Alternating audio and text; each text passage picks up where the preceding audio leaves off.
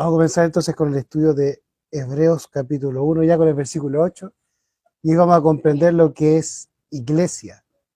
Y por ende, si las personas se encuentran en la verdad, se encuentran con la verdad y ven que la iglesia o la reunión o la congregación donde comúnmente se reúnen está en apostasía, ¿puedo yo apartarme de ese grupo? ¿O estoy obligado a permanecer en un templo? Vamos a verlo con la Biblia, vamos a ver qué es lo que Dios solicita de su pueblo. Cuando una iglesia se conforma como iglesia, como pueblo, como congregación, ¿ya? Vamos a entender qué es el templo de Dios y vamos a conocer cuál es el templo de Cristo, qué es lo que Él pide y en dónde Cristo mora. Vamos a estudiarlo con Hebreos 1, 8.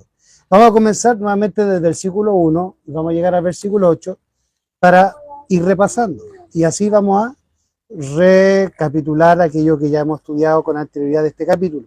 Ya prácticamente lo estamos terminando este capítulo y nos hemos demorado unas 4 semanas a estudiarlo versículo por versículo.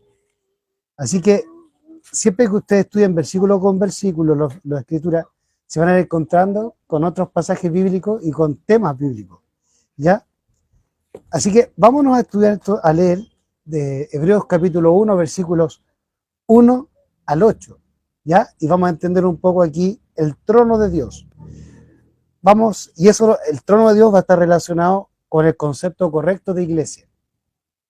Dios, habiendo hablado muchas veces y en muchas maneras, en otro tiempo, a los padres por los profetas. Y esto ya tiene mucha relación con lo que vamos a estudiar en el versículo 8, ¿ya? Que la iglesia verdadera es aquella baluarte de ¿qué? De la verdad. Dice la escritura que la iglesia verdadera es columna y baluarte de la verdad. Por lo tanto, para ser iglesia verdadera, no es importante el letrero que indique el nombre de la denominación, sino lo que adentro de ese templo se enseñe o se predique. Y para ello tiene que estar en concordancia con lo que Dios ha expresado desde los tiempos proféticos, desde los tiempos de los profetas hasta los pioneros de la hermana White. Dice, Dios habiendo hablado muchas veces y en muchas maneras en otro tiempo, a los padres por los profetas, en estos postreros días, nos ha hablado por su Hijo, a quien constituyó heredero de todo, por quien asimismo hizo el universo. El cual, siendo el resplandor de su gloria, en la imagen misma de su sustancia, y quien sustenta todas las cosas con la palabra de su poder, ahí nos presenta la palabra de él como el poder de Dios. Entonces Romanos dice que no me avergüenzo del evangelio porque es poder de Dios. Dice, el cual siendo resplandor de su gloria y la imagen misma de su sustancia, y quien sustenta todas las cosas con la palabra de su poder. El evangelio es el poder de Dios. Habiendo hecho la expiación de nuestros pecados por sí mismo, se sentó a la diestra de la majestad de las alturas. De manera que si la verdadera iglesia se sustenta en la palabra, tiene poder, y por ende está sustentada en Cristo.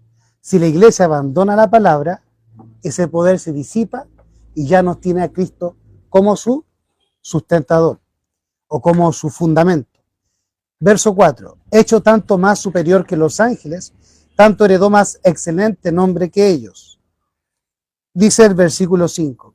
Porque ¿a cuál de los ángeles dijo Dios jamás? Mi hijo eres tú, yo te he engendrado hoy.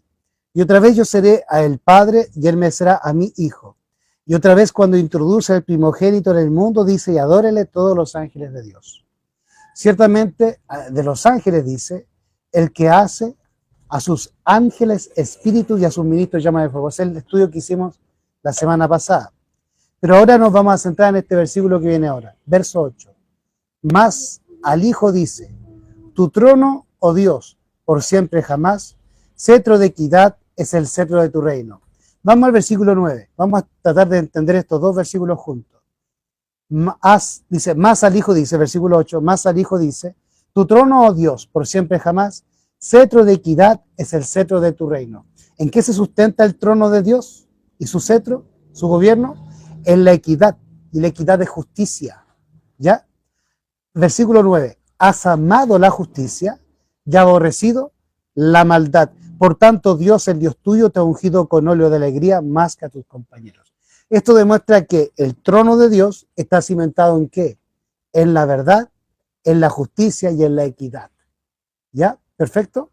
Entonces, y en la santidad podemos agregarle. Así que si nosotros queremos fundamentarnos en Cristo, para que Cristo sea la roca fundamental de nuestra iglesia, debemos fundamentarnos sobre Cristo, que es su fundamento: justicia, verdad y santidad. Sin ese fundamento tenemos un falso Cristo. Y ese fundamento es falso, ese fundamento falso finalmente va a llevar a la iglesia, o a la iglesia que se fundamente en un falso Cristo, a la caída.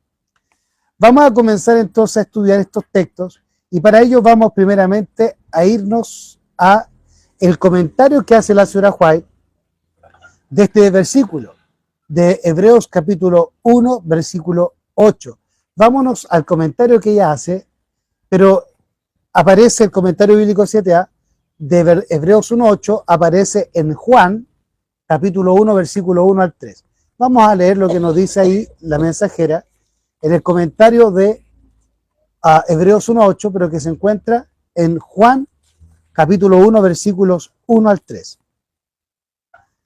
Lo primero que vamos a entender con lo que la señora Juan nos va a decir es que aquí en Hebreos y también en Juan se nos presentan las dos naturalezas de Cristo, tanto la naturaleza humana como la naturaleza primera, que es la divina, espíritu y carne. Dice aquí la señora White, la eternidad de Cristo. Si Cristo hizo todas las cosas, existió antes que todas las cosas existieran.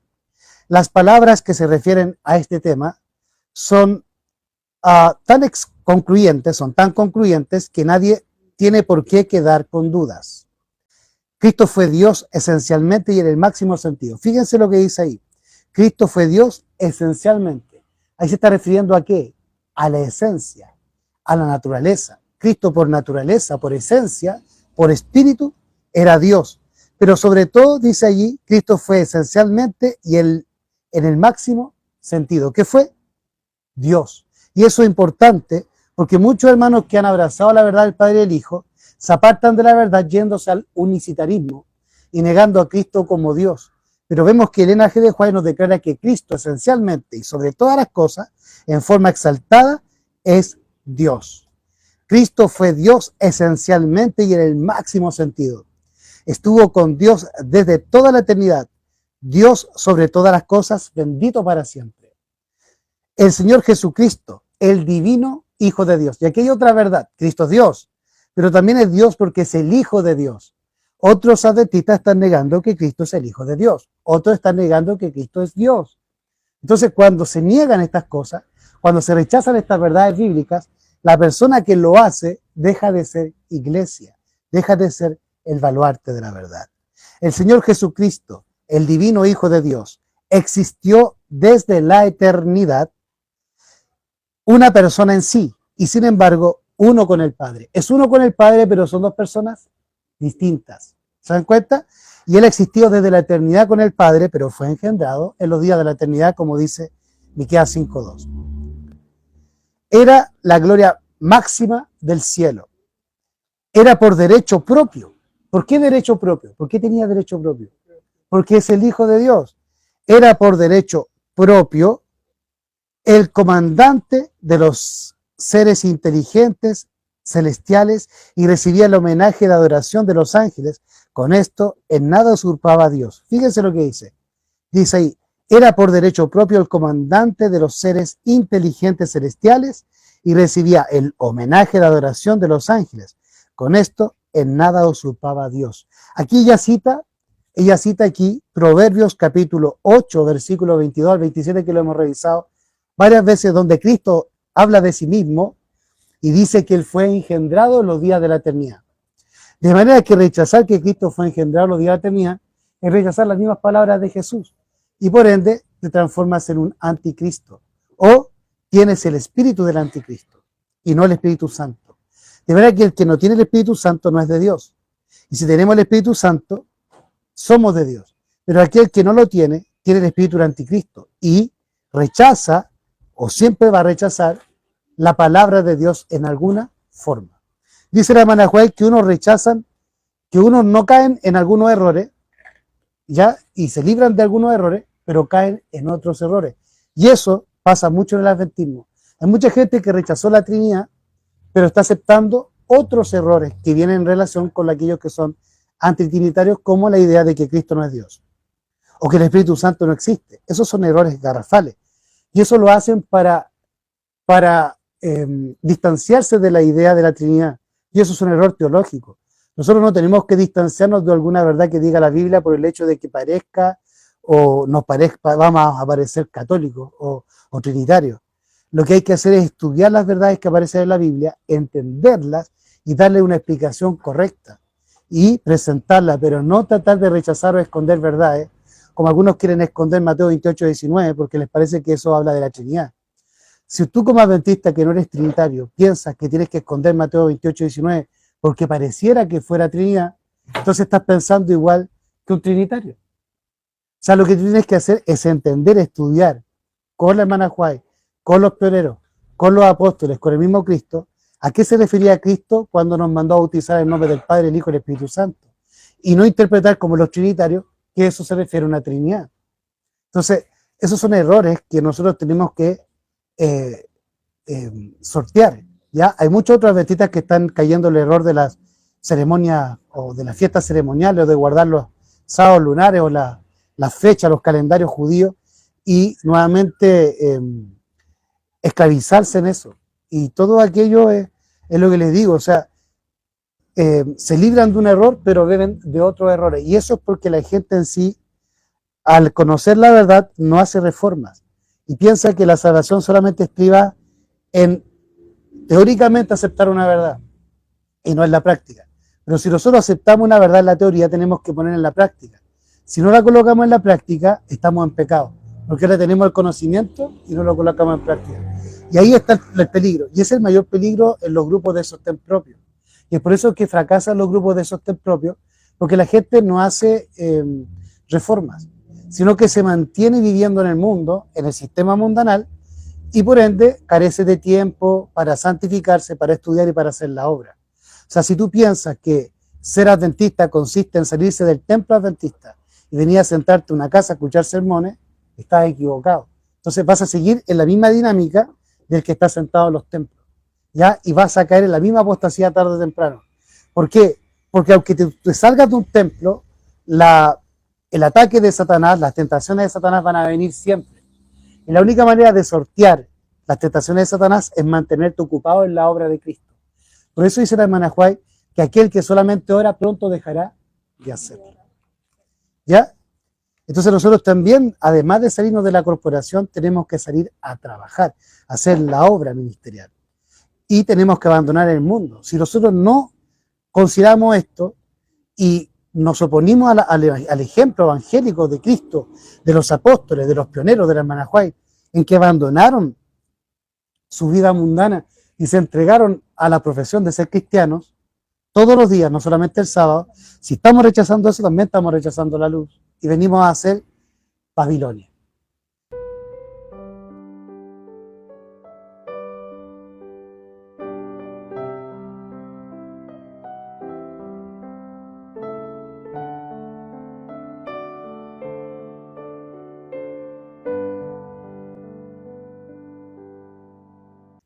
Ya hemos estudiado en días anteriores que Babilonia es la iglesia o el pueblo que rechaza la luz que Dios le envía del cielo. Entonces, para ser pueblo de Dios, para ser iglesia, para ser Israel, tú tienes que aceptar la luz que Dios te ha enviado en el cielo. ¿Ya? O sea, es lo opuesto.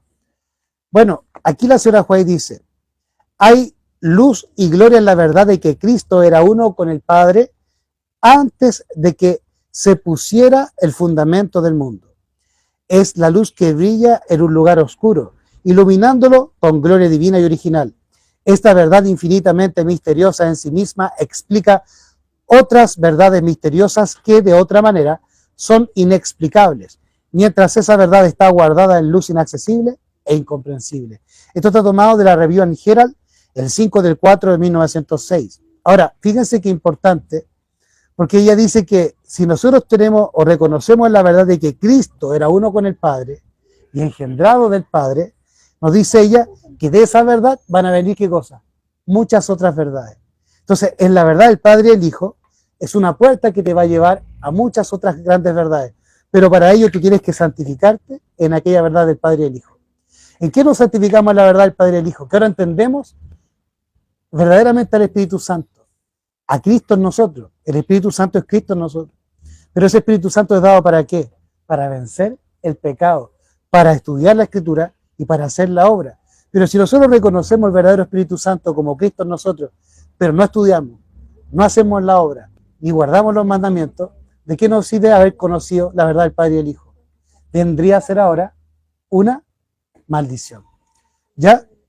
Ahora, aquí la mensajera nos dice que era por derecho propio. En el comentario bíblico Adventista 7 que acabamos de leer, en el segundo párrafo, dice que Cristo era por derecho propio el comandante de los seres inteligentes celestiales. O sea, ¿el comandante de quiénes? De los ángeles. Por lo tanto, la Biblia le llama Micael, el que es igual a Dios. Y ese Micael es el comandante de la hueste angelical y por ende también es Dios. Y eso lo vamos a encontrar como lo hemos revisado en otras oportunidades, Josué capítulo 5. Vamos a Josué capítulo 5, versículos 13, 14 y 15.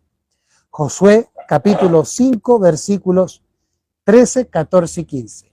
Quizá hayamos estudiado estos pasajes, pero son importantes siempre reiterarlos porque van a ayudar a afirmarte. De esa manera yo puedo recordar tantos versículos porque una y otra vez los estoy repasando, reestudiando y reenseñando en distintos lugares que me ha tocado estar. Josué capítulo 5 versículos 13 al 15 dice allí: y sucedió que cuando Josué estaba cerca de Jericó, alzó sus ojos y miró, y aquí un varón estaba delante de él con su espada desenvainada en su mano, y Josué fue hacia él y le dijo: ¿eres de los nuestros o de nuestros enemigos? Y él respondió: no, sino que he venido ahora como príncipe del ejército de Jehová, el comandante de los ejércitos de Jehová, el príncipe. Y para ser príncipe, para ello hay que ser hijo del rey. Por lo tanto, el rey es el padre y Cristo es el hijo, el príncipe. Es el comandante, Miguel, de las huestes angélicas. Entonces Josué, postrándose sobre su rostro en tierra, le adoró. Y eso demuestra que el príncipe es también Dios. Aunque es el hijo, también es Dios. Y es el heredero de todo. Y por quien Dios hizo todas las cosas. Entonces, él, este príncipe, aceptó la adoración de rodillas de Josué. Tenemos el caso de otros ángeles en la Biblia que no aceptaron la adoración de Pedro ni de Juan. Por lo tanto, aquí tenemos a un ser superior a los ángeles, que es el príncipe de las huestes angélicas, o sea, el hijo del rey, Miguel, el comandante de los ejércitos. Y por derecho propio, porque es el hijo de Dios. Y el príncipe del ejército de Jehová, o sea, Yahweh Sabaoth, respondió a Josué: quita las sandalias de tus pies porque el lugar donde estás es santo. Y Josué lo hizo así.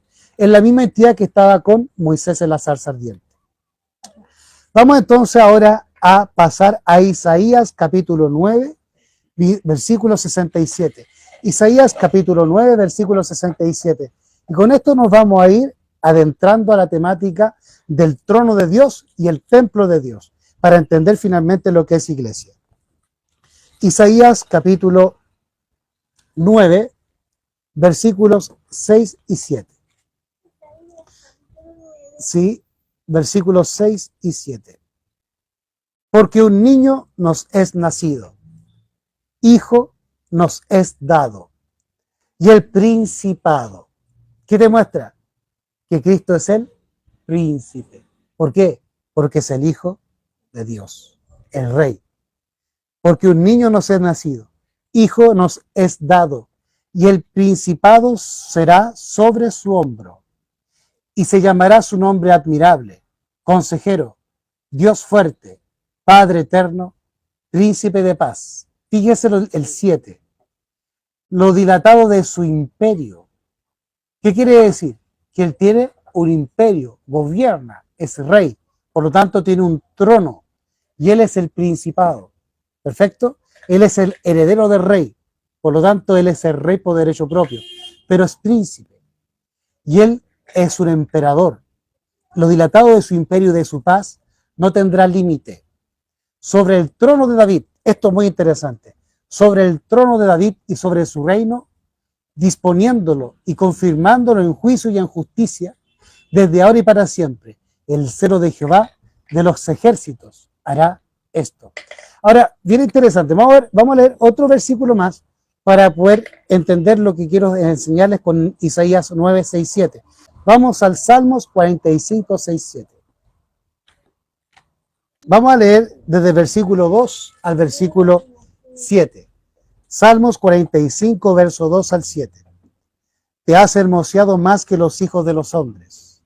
La gracia se derramó en tus labios. Por tanto, Dios te ha bendecido para siempre.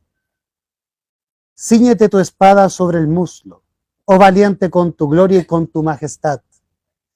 Y en tu gloria sé prosperado. Cabalga sobre palabra de verdad, de humildad y de justicia. Y tu diestra te enseñará cosas terribles. Tus saetas agudas con que caerán pueblos debajo de ti, penetrarán en el corazón de los enemigos del rey. Este es el príncipe, pero él defiende al rey, los intereses del rey, de su padre.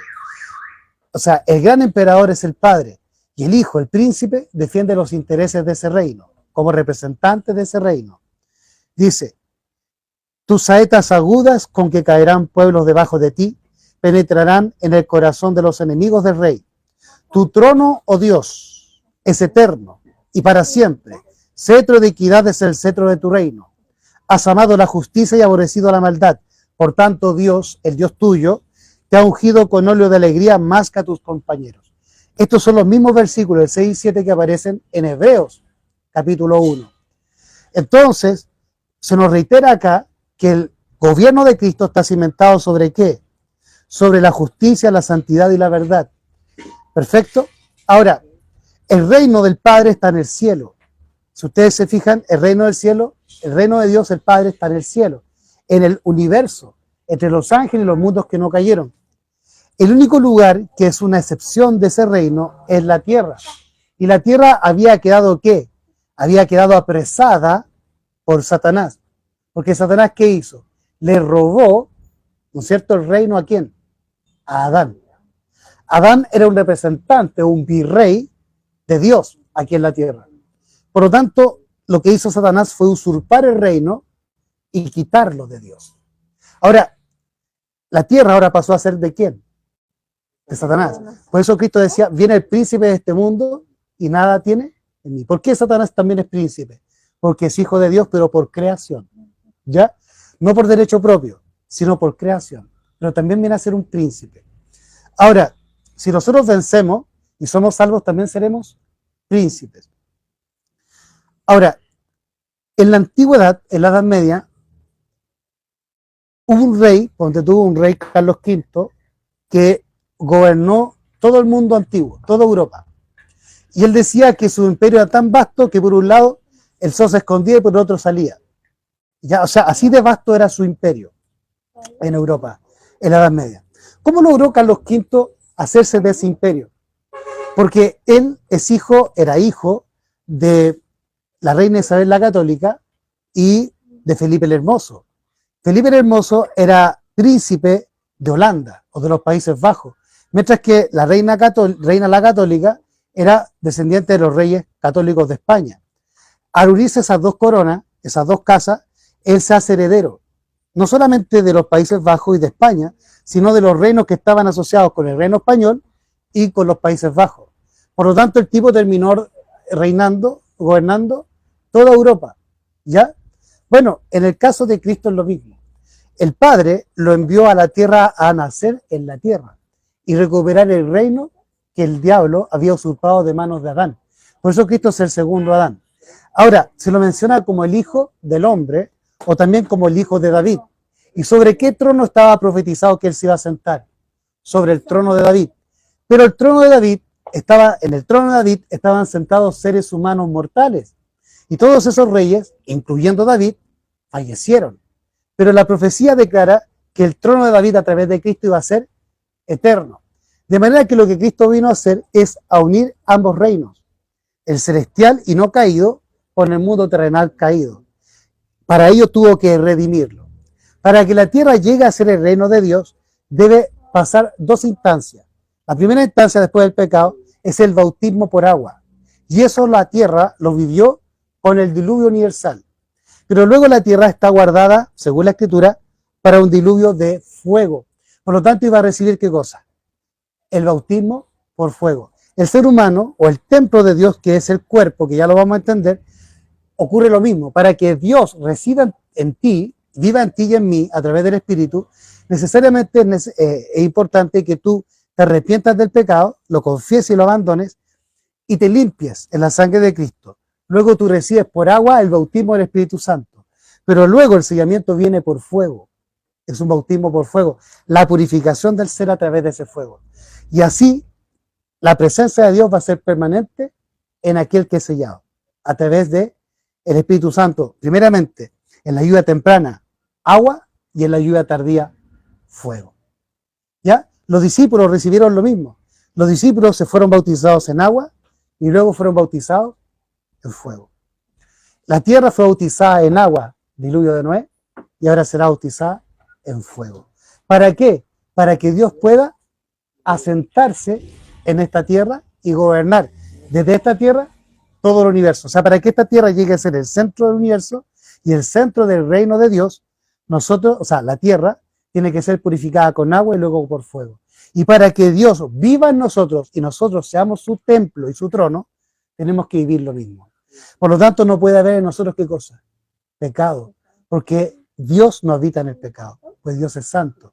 Entendiendo esta analogía que hemos hecho, eso lo llevamos, lo extrapolamos al templo, a la iglesia, a la asociación, a la organización cristiana. Si una organización cristiana, llámese como se llame, no está en santidad, no guarda los mandamientos, no hay justicia, no está la palabra verdadera, no se está haciendo la obra, no hay espíritu, Dios está allí. Y si Dios no está allí, no es iglesia. Porque solamente la presencia de Dios y de Cristo, que es Dios, puede conformar un lugar en la iglesia y la puede santificar. ¿Perfecto? Entonces, vamos entendiendo. Ahora, vamos a conectar esto, ¿ya? Y vamos a irnos ahora a Hebreos capítulo 3, versículos 3 y 4. Hebreos capítulo 3, versículos 3 y 4. Vamos a entender un poquito aquí de Hebreos, lo que Pablo nos quiere decir acá. Hebreos capítulo 3, versículos 3 y 4. Vamos a leer desde el versículo 1 al versículo 6 del capítulo 3, con observancia puntual del 3 y el 4. Por tanto, hermanos santos, ahora, bien interesante, ¿cuál es el llamado que hace? Por tanto, hermanos santos. Entonces se está dirigiendo a una iglesia que practica la santidad. ¿Se entiende? Para ser iglesia hay que ser justa, tener la verdad y ser santos. No es una iglesia que te dice que vamos a pecar hasta que Cristo venga, como la hemos oído. Eso no es iglesia. Eso es Babilonia. ¿Ya? Por tanto, hermanos santos, participantes del llamamiento celestial, considerad al apóstol y sumo sacerdote de vuestra profesión, Cristo Jesús. Por lo tanto, ¿qué te está diciendo? Que tu sumo sacerdote no está en un templo terrenal, está en el celestial. Por lo tanto, la verdadera iglesia es espiritual y mira al cielo. Aquellos que andan buscando templos aquí en la tierra son mundanos, ¿ya? El cual fue fiel al que lo constituyó, como también lo fue Moisés sobre toda su casa. Esto es importante porque los judíos adoraban a Moisés casi como un dios, pero también sobre Moisés colocaban el templo. Por lo tanto, el Dios de los judíos era el templo y la religión judía, y esa religión estaba sobre incluso Moisés. Pero lo que quiere hacer Pablo es colocar primeramente a Moisés por sobre el templo y quiere colocar también a Cristo por sobre el templo y sobre Moisés.